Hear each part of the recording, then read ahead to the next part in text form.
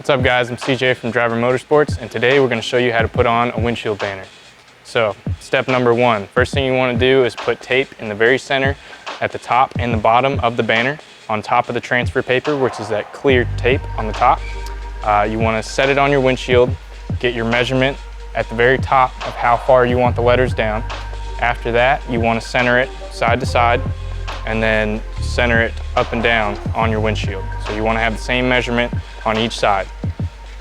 After that, you and your buddy, one guy will hold one end, the other guy will cut the paper once it's halfway done, and you will pass it over to your friend and keep tension on it, but don't pull it too tight.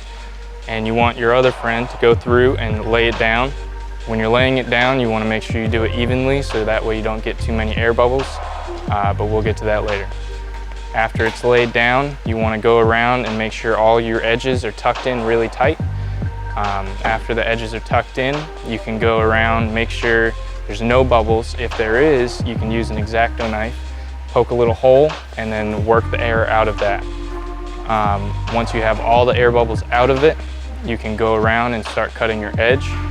You want to be as close to the trim as possible. If not, it's not going to look right. When you go to peel up the access, make sure that it's cut all the way.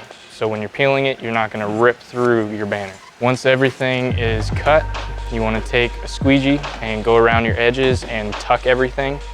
Make sure you have a nice good edge. Once everything is cut and you have no air bubbles, you have a nice finished product. It's a very slick, subtle look for the car. If you're interested in a banner, go to drivermotorsports.com and we'll hook you up with one. Thank you for watching.